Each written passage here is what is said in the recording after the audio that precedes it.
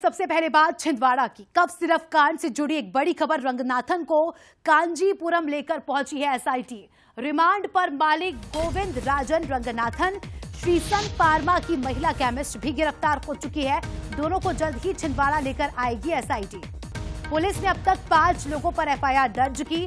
राजेश सोनी और सौरभ जैन पुलिस की हिरासत में है। दवा कंपनी के दस्तावेज और रिकॉर्ड भी पुलिस ने जब्त किए हैं। सिरप में उपयोग सामग्री की मात्रा जांची जा रही है। कर्मचारियों की भूमिका पर भी सवाल उठ रहा है, तो ऐसे में कर्मचारियों की भूमिका की भी जांच हो रही है। तो कफ सिरप कांड से जुड़ा एक बड़ा अपडेट। कांजीवरम पहुंच चुकी है एसआईटी की टीम। रंगनाथन आरोपी के साथ और एक महिला केमिस्ट के खिलाफ भी अब मामला दर्ज कर लिया गया है। पूछताछ जारी है। इसके अलावा रंगनाथन की जो कंपनी थी, जो उसकी फैक्ट्री थी जिसमें ये कफ सिरप बनती थी, उसके कर्मचारियों से भी पूछताछ जारी है। कर्मचारियों की भूमिका पर भी सवाल उठ रहे हैं कि क्या ये कर्मचारी इतने एलिजिबल थे जो इस तरह से दवाई बनाए। तो ऐसे में इन कर्मचारियों की भूमिका की भी अब इस पूरे मामले में जांच होगी। तो कोल्ड्रिप सिरप से अब तक 25 बच्चों की मौत हो गई। 25 मासूम बच्चे जिन्होंने ये जहरीली सिरप का प्याला पिया और उसके चलते बच्चों की मौत हो गई। और आरोपी रंगनाथन, जिसकी फैक्ट्री में ये सिरप बनी थी, अब रंगनाथन को चेन्नई से कांजीवरम ले जाया गया है, जहां पर उससे पूछताछ होगी।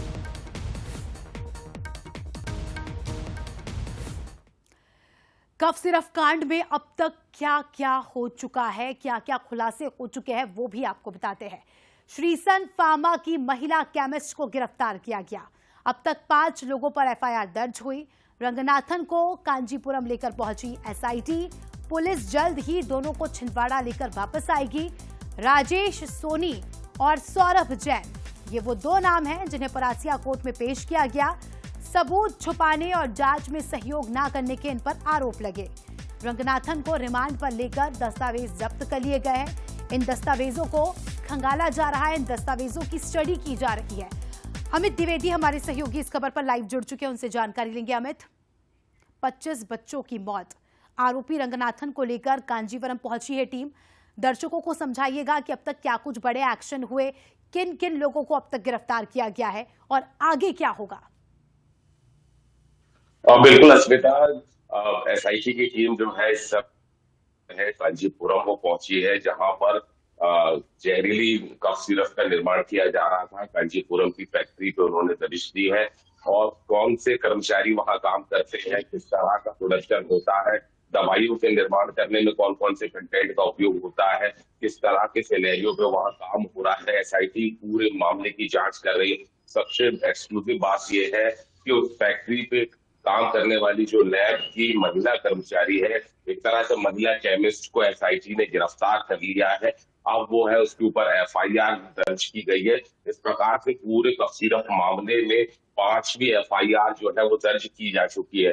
2 तमिलनाडु से एफआईआर दर्ज की गई है और 3 छिंदवाड़ा से।